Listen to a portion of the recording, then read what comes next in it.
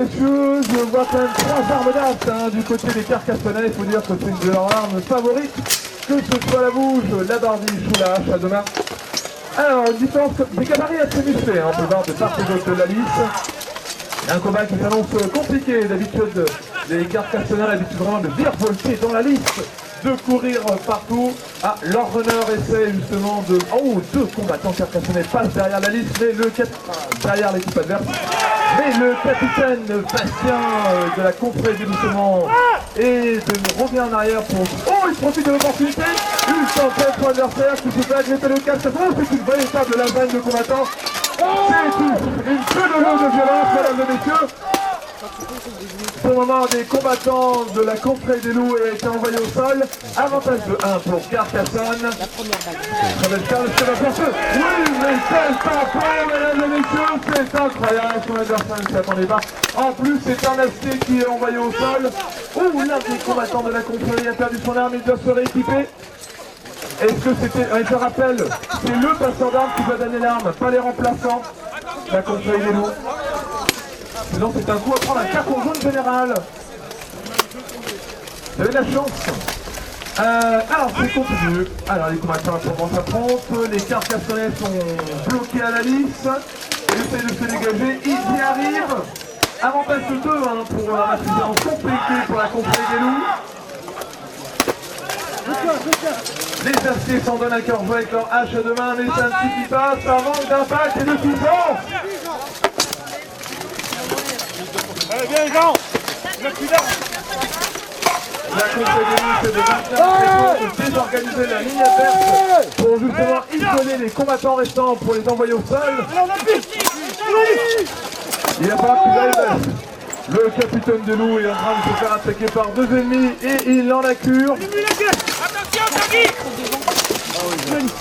C'est très serré. Et oui, un autre combattant des loups est mis au sol. Plus qu'un et ça sera la victoire des Carcassonnais pour ce premier round, mesdames et messieurs. Là s'élève, là c'est frappe. Stop. Combat peut avoir enfin lieu. Alors les 2 équipes récupèrent la même stratégie, même disposition en lice. Ah bah attention à vous, monsieur l'arbitre, votre chapeau. Il est déchapeauté. Alors, chaque combattant peut son adversaire. Les runners ont essayé justement de casser la ligne adverse en se mettant, en passant chacun la ligne de leur adversaire. Mais bon, les deux ayant la même stratégie, au final on revient même. Chaque duel, chacun a son adversaire dans la liste. Un premier combattant encore Carcassonne en très mauvaise posture. Ouais, je crois que la main a failli toucher le sol, mais je ne suis pas sûr. Les arbitres doivent faire attention à bien regarder tous les combats dans la liste. Ah, j'ai entendu l'un des célèbres coups de guerre de la confrérie des loups qui est boule de feu, créé par leur pharmacien, qui est leur passeur d'armes, leur pharmacien et leur barman. Allez Valentin, vas-y. Quelle la tête en arrière, Valentin, arrache la gueule là. C'est très serré, on peut voir les combattants qui tentent les techniques de sans-sous au niveau des jambes pour vraiment forcer le combattant à faire le grand écart et l'envoyer au sol, mais ce n'est une technique qui n'est pas évidente à placer et encore moins à s'en dégager. Non, là, c'est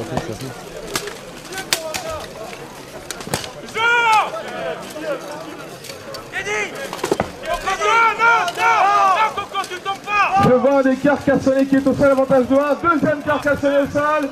Petite charge, on peut sauter. Je peux juste donner un petit coup de poing, ça va faire suffire faire la différence.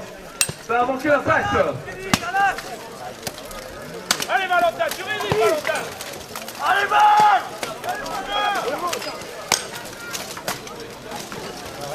Pas le bras dans la tête. Tu résistes Valentin. Allez Valentin. Alors, pour nous sommes à 3 Carcassonnais au sol, dont donc un troisième round, mesdames et messieurs. C'est un travail d'endurance, c'est un travail de sape qui est effectué par la confrérie des loups.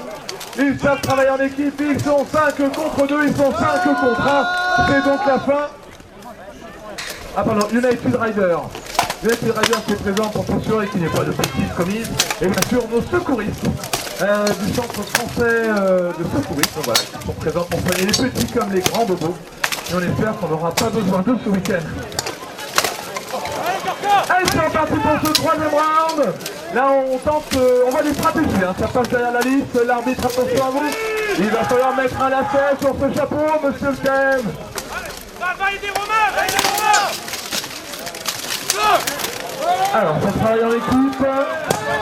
Ouh, des coups de hache qui font mal. On n'aimerait pas les prendre. Là-bas, les gars, là-bas. Ça tente des prises au niveau du casque pour vraiment envoyer son adversaire au sol.